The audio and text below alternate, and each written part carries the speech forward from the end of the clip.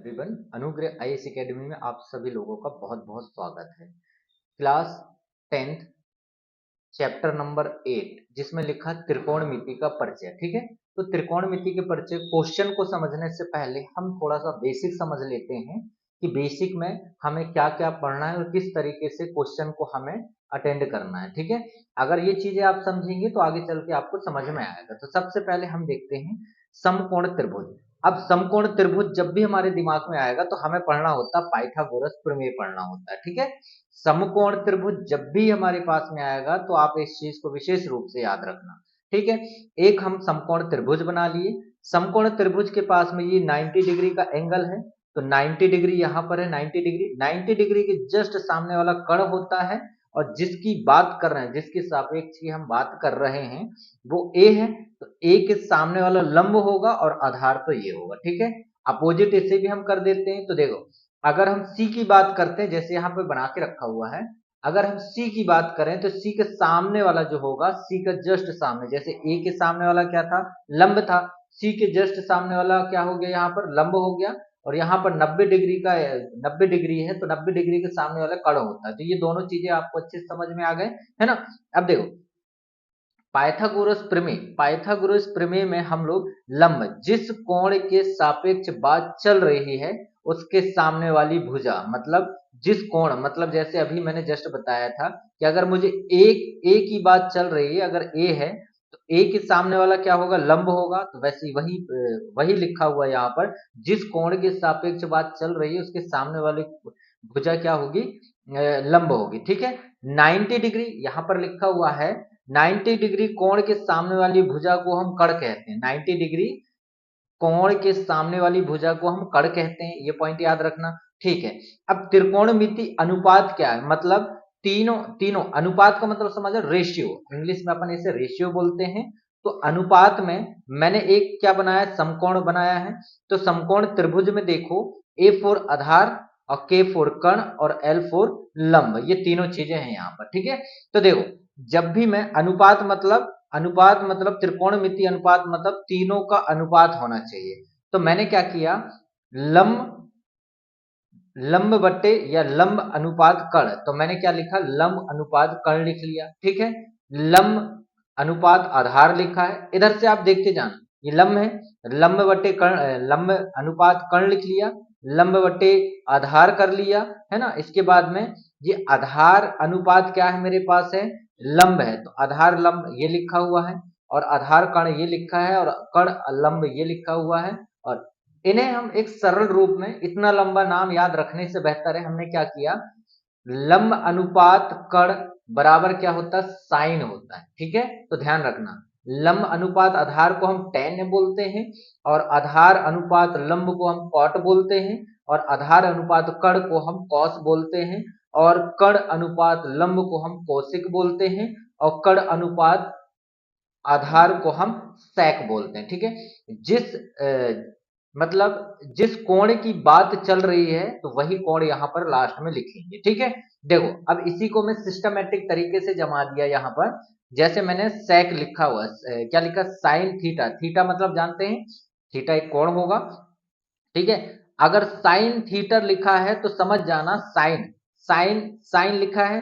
अब साइन में क्या, लंब बटे कर्ण, तो मैंने यहां पर लिखा है लंब बटे कर्ण, इसे सिस्टमेटिक से याद कर लेना आप। कॉस थीटा मतलब आधार बटे कर्ण, टेन थीटा मतलब लंब बटे आधार, और कॉट थीटा मतलब क्या हो रहा है यहाँ पर, आधार बटे लंब, और सेक थीटा मतलब कर्ण बटे आधार, और कोसिक थीटा मतलब कर्ण बटे लंब। यहां तक समझ में आया। एक फॉर्मूला है, इस फॉर्मूला को आप देखो, एक तरीका है, इस तरीका को आप अगर आप दिमाग में बैठा लें तो आपके लिए बहुत अच्छा होगा। ठीक है, जब भी मैं सेक की बात करूंगा, किसकी बात करूंगा, सेक की। ठीक है, तो सेक में क्या आ रहा है, लंब और कर्ण, तो पहले तो ऐसे चलना है।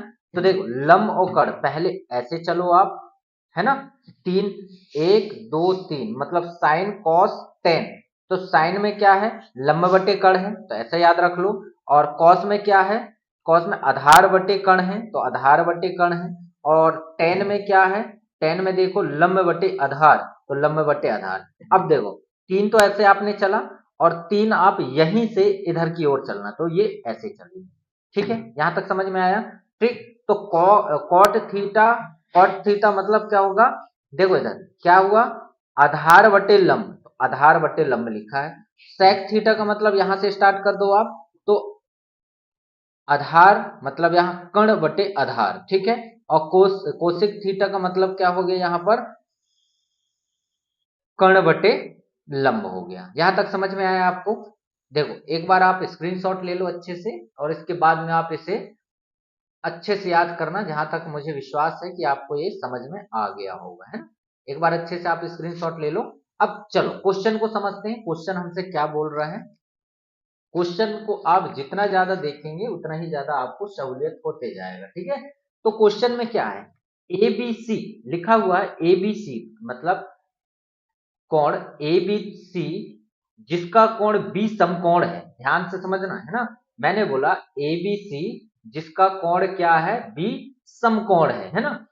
समकोण है, समकोण ए बी बराबर 24 सेंटीमीटर और बी सी बराबर 7 सेंटीमीटर, निम्नलिखित का मान याद कीजिए, ये लिखा हुआ है। ठीक है, अब इतना आपके पास में समझ में आ जानी चाहिए कि सबसे पहले हमें क्या करना है। देखो साइन ए कॉस ए पहले क्वेश्चन में है, और साइन सी और कॉस सी दूसरे क्वेश्चन में है। तो सबसे पहले हम क्या करेंगे, हल करेंगे। ठीक है, हल करके देखते हैं कि यहाँ पर क्या हमें समझ में आ रहा है। ठीक है, तो सबसे पहले आप एक काम करो, सबसे पहले एक काम करो, आप त्रिभुज बना लो। ठीक है, एक त्रिभुज बनाते हैं यहां पर। देखो एक त्रिभुज बन गया। अब इस त्रिभुज में क्या दिया है, यहां पर हमारे पास में यहां पर आधार होगा, आधार, ठीक है। और यहां पर कण होगा, कण, और यहां पर लंब होगा। ठीक है, यहां तक समझ में आया? अब देखना किस कोण की बात चल रही है, ए बी सी में जिसका कोण बी, बी समकोण है, तो बी की बात चल रही है ना। बी समकोण है मतलब ये, देखो ये बी है, तो इसे अपन ए मान लेते हैं, ठीक है। और इसे अपन बी मानते हैं, और ऊपर वाले को अपन सी मानते हैं। समझ में आ गया यहां तक? आया कि नहीं? चलो अब देखते हैं। तो जब भी ये क्वेश्चन ऐसे आए तो समझ जाना ये अपने को पहले बनाना है। अब इसके बाद में देखो आप, इसके बाद में हम लोग क्या करने वाले हैं, तो त्रिभुज ए बी, अब देखना इसमें क्या दिया है, त्रिभुज ए बी, तो इधर देखना ए बी कितना दिया हुआ है, ए और बी कितना दिया हुआ है, ये है ए और ये है बी, मतलब कितना दिया हुआ है, 24 दिया हुआ है। तो यहां मैं लिख देता हूं कितना, 24, ये देखो 24, ठीक है। ए बी 24 सेंटीमीटर और बी सी कितना सेंटीमीटर, 7 सेंटीमीटर, तो बी सी कितना है, 7 सेंटीमीटर। देखो कर्ण है नहीं, तो कर्ण निकालने के लिए क्या करना पड़ेगा, त्रिभुज ए बी सी में क्या करना पड़ेगा, पाइथागोरस प्रमेय लगाना पड़ेगा, है ना। पाइथागोरस प्रमेय, प्रमेय से अपने को क्या करना है, इसे सॉल्व करना है। ठीक है, अब देखो पाइथागोरस प्रमेय से क्या है सूत्र, ए बी का स्क्वायर, ए बी का स्क्वायर प्लस बी सी का स्क्वायर, और बराबर क्या हो जाएगा, ए सी का स्क्वायर हो जाएगा। यहां तक समझ में आया? ठीक है, ए बी कितना है, ए बी कितना है यहाँ पर 24, तो 24 का क्या होगा, स्क्वायर होगा, प्लस, और यहाँ पर क्या है बी सी, तो बी सी कितना है 7 सेंटीमीटर, तो यहाँ पर क्या करना पड़ेगा, 7 सेंटीमीटर का स्क्वायर, और यहाँ पर ए सी का स्क्वायर, ऐसे के ऐसे लिख देंगे। ठीक है, अब 24 का स्क्वायर करते हैं अपन, 24 मल्टीप्लाई 24 करोगे तो आपके पास में आ जाएगा 576 प्लस 7 सतैया 49, 7 का स्क्वायर करोगे तो 49 हो जाएगा, मतलब 49 बराबर ए सी का स्क्वायर। ठीक है, ये उस साइड जाएगा, जैसे अपन यहाँ पे ले आते हैं, इन दोनों को प्लस करेंगे तो कितना आएगा, 625 आ जाएगा, बराबर क्या हो गया, ए सी का स्क्वायर हो गया। ठीक है, ए सी को मैं यहाँ लिख देता हूँ, स्क्वायर जब हटाऊंगा तो मेरे पास में यहाँ पर क्या लग जाएगा, रूट लग जाएगा, तो 625 यहाँ पर हो गया। यहाँ तक समझ में आया? रूट को जब मैं हटाऊंगा तो यहाँ पर ये 25 सेंटीमीटर ये निकल जाएगा। यहाँ तक समझ में आया? आया कि नहीं? ठीक है, अब देखो यहाँ लिखा हुआ है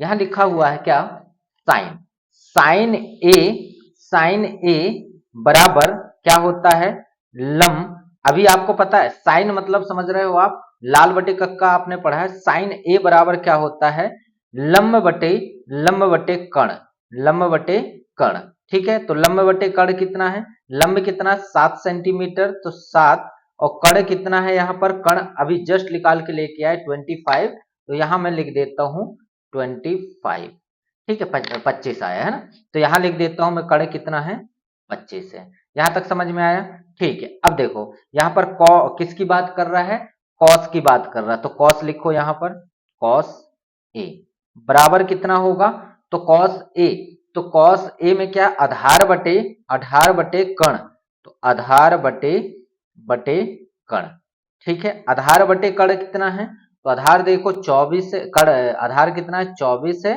और कर्ण कितना है यहाँ पर 25 है, तो ये आ गया 24/25।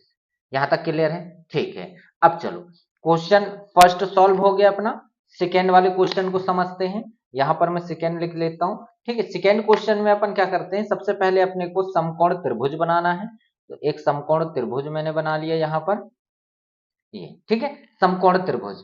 अब देखो समकोण त्रिभुज में यहां पर है 24, ठीक है, और यहां पर है 25, और यहां पर है 7, ठीक है।